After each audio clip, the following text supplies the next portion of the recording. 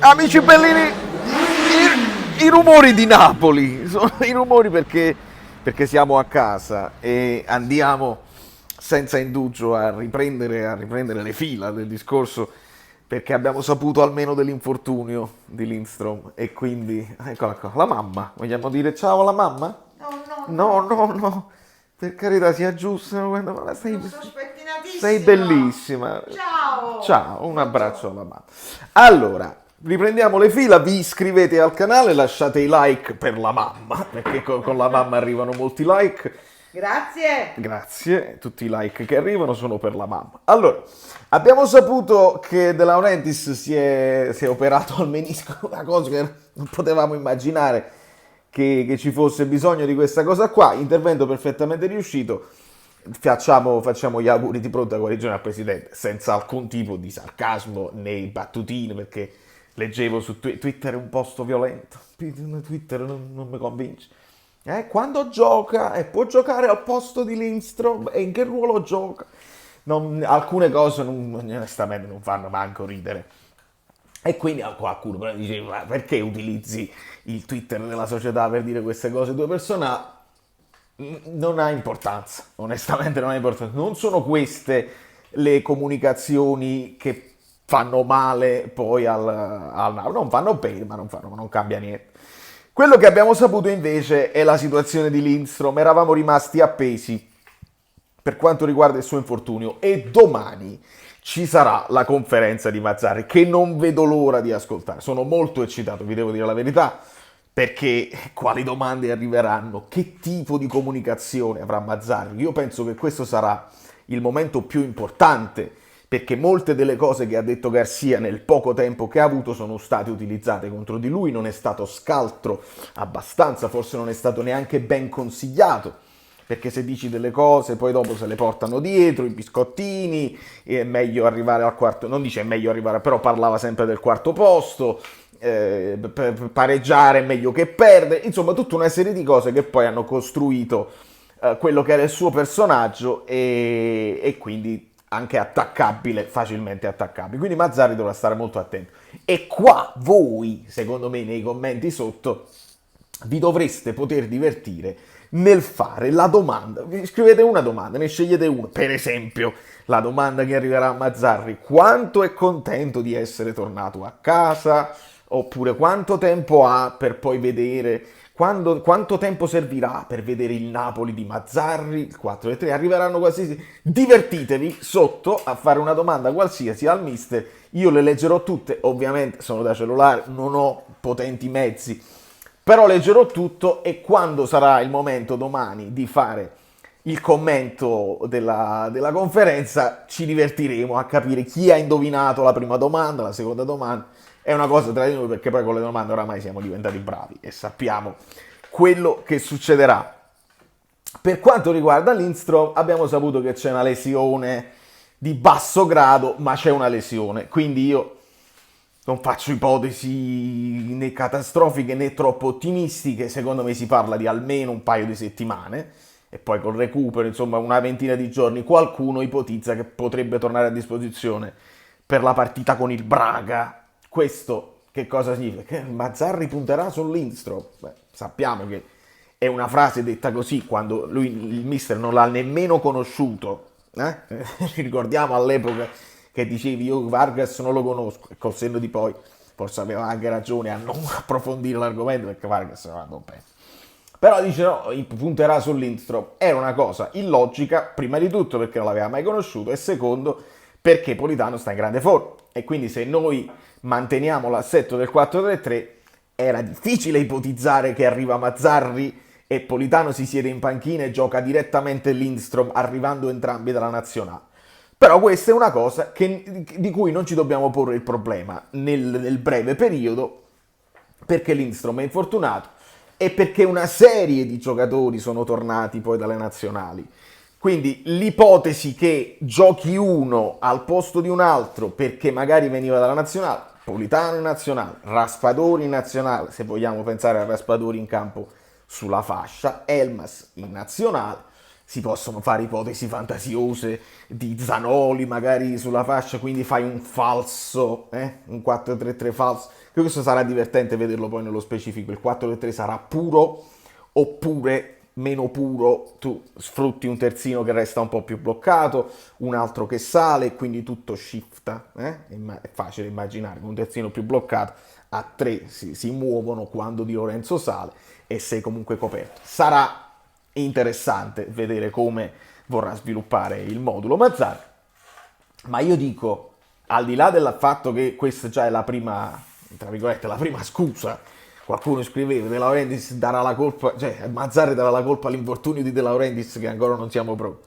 Sono battute che lasciano il tempo che trovano, però io la vedo in maniera diversa, visto che Mazzarri avrà delle defezioni che non sono scuse ma sono attenuanti reali, e qua vengo a voi, quelli che dicevano ma tu non lo difenderai, tu oramai no, io invece lo difenderò quando si parlerà di attenuanti e non di scuse accampate a bella posta nei confronti di una prestazione poco edificante, se ce ne saranno.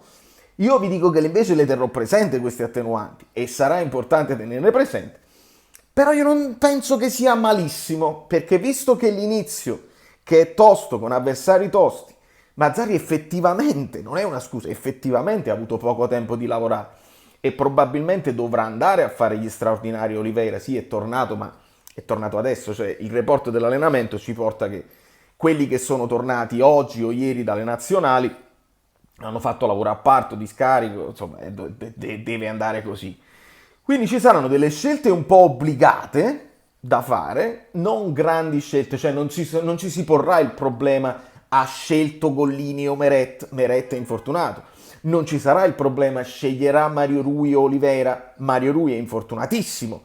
Quindi si dovrà puntare su Oliveira, al massimo si potrà dire se Oliveira non è grande forma perché ha fatto i viaggi e c'ha il jet lag, potevi metterci Juan Jesus, potevi metterci Nathan lì. Questi sono discorsi che si faranno successivamente, però avere delle scelte un po' più obbligate, Osimhen per esempio, non ce lo poniamo ancora il problema, perché ancora sta facendo lavoro a parte, si punta, probabilmente come vi dissi, a portarlo in panchina sperando di non dover forzare i tempi.